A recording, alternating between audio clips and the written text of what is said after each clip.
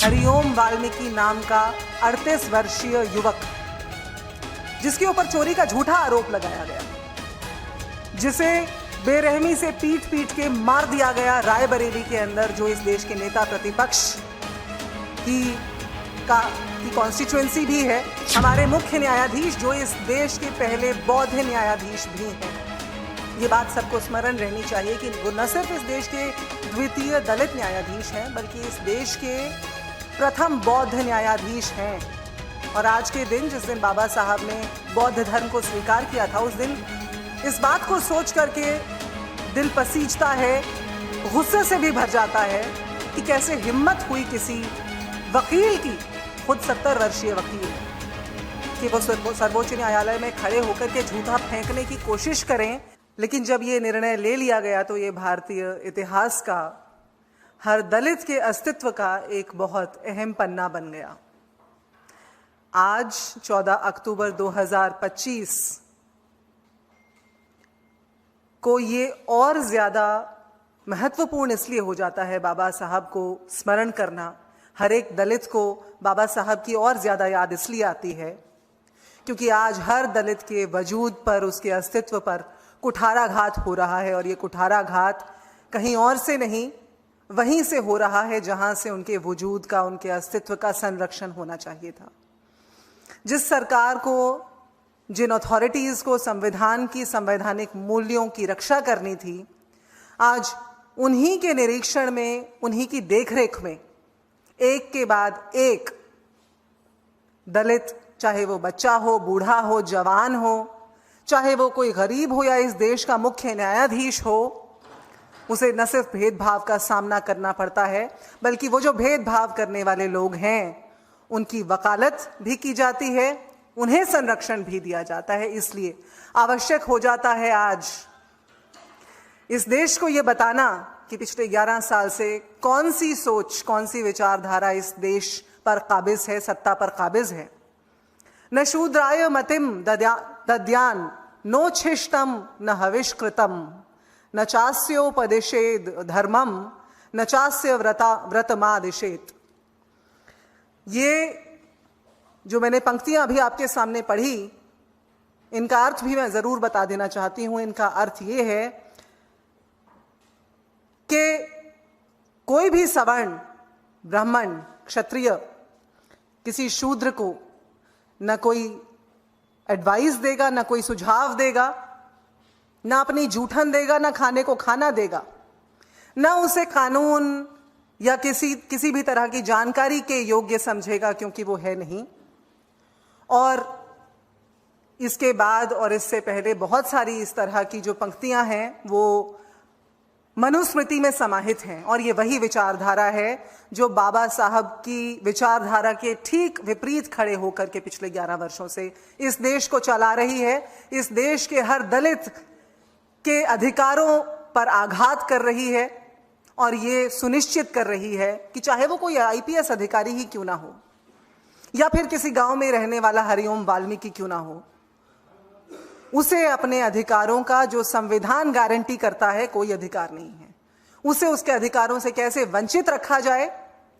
लगातार इस देश के अंदर इस बात को सुनिश्चित किया जा रहा है। और सुनिश्चित करने वाले इस देश के जो सबसे ऊंचे पायदान है वहां पर बैठे हुए दिखाई देते हैं। आज ये बाबा साहब की आत्मा भी कहीं देखती होगी तो रोती होगी। आज का ये दिन, जिसे हम धम्म चक्र प्रवर्तन दिन के रूप में स्मरण करते हैं, और यह हर दलित के लिए बेहद एक संजीदा दिन है, बेहद संवेदनशीलता का विषय है। आज के दिन ये याद करना बहुत आवश्यक हो जाता है कि अक्टूबर का महीना जैसे ही शुरू हुआ, सबसे पहले हमने देखा कि 2 अक्टूबर को हरिओम वाल्मीकि नाम का 38 वर्षीय युवक, जिसके ऊपर चोरी का झूठा आरोप लगाया गया, जिसे बेरहमी से पीट पीट के मार दिया गया रायबरेली के अंदर, जो इस देश के नेता प्रतिपक्ष की कॉन्स्टिट्यूएंसी भी है, उसे न सिर्फ मार मार कर पीट दिया गया, मगर मरते मरते जब उसने राहुल गांधी जी को याद किया और ये कहा कि राहुल जी अपने संरक्षण में उसने जब नाम लिया, तो उसे यह भी बताया गया कि तुम्हारे जो राहुल जी हैं वो तो बाबा लैंड में हैं, हो सकता है योगी आदित्यनाथ की बात कर रहे होंगे वो शायद। उसके बाद 6 अक्टूबर, बहुत दूर नहीं, चंद दिनों के बाद 6 अक्टूबर 2025 को सुप्रीम कोर्ट के परिसर के अंदर हमारे मुख्य न्यायाधीश, जो इस देश के पहले बौद्ध न्यायाधीश भी हैं, ये बात सबको स्मरण रहनी चाहिए कि वो न सिर्फ इस देश के द्वितीय दलित न्यायाधीश हैं, बल्कि इस देश के प्रथम बौद्ध न्यायाधीश हैं। और आज के दिन, जिस दिन बाबा साहब ने बौद्ध धर्म को स्वीकार किया था, उस दिन इस बात को सोच करके दिल पसीजता है, गुस्से से भी भर जाता है कि कैसे हिम्मत हुई किसी वकील की, खुद 70 वर्षीय वकील, कि वो सर्वोच्च न्यायालय में खड़े होकर के झूठा फेंकने की कोशिश करें इस देश के मुख्य न्यायाधीश के ऊपर। सवाल आज उठता है इस देश के अंदर संवैधानिक मूल्यों के साथ इत्तेफाक रखने वाले हर उस दिल में जो इस लोकतंत्र के अंदर विश्वास रखता है कि क्या ये इससे पहले, इसके बाद किसी सवर्ण न्यायाधीश के साथ किया जा सकता था? क्या अगर यही कृत्य किसी अल्पसंख्यक समुदाय से आने वाले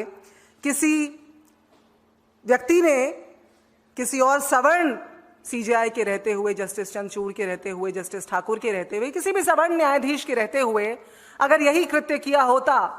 तो क्या उस समय हमें इस देश के मीडिया के अंदर हाहाकार नहीं दिखता? इस देश की सरकार की ओर से,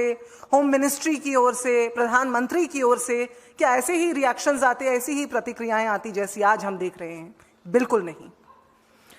9 अक्टूबर 2025, 6 अक्टूबर के 3 ही दिन के बाद 9 अक्टूबर को फिर से एक दर्दनाक हादसा हम सब के सामने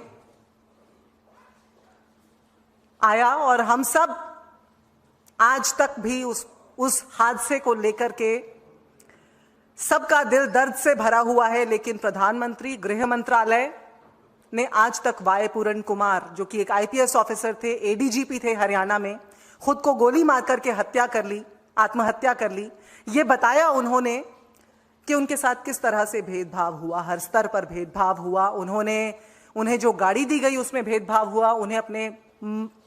मृत्युशैया पर लेटे हुए पिताजी से मिलने की अनुमति नहीं दी गई, छुट्टी नहीं लेने दी। और उन्होंने बताया 2020 के बाद से किस तरह से ये भेदभाव वाई पूरन कुमार जी के साथ बढ़ता चला गया।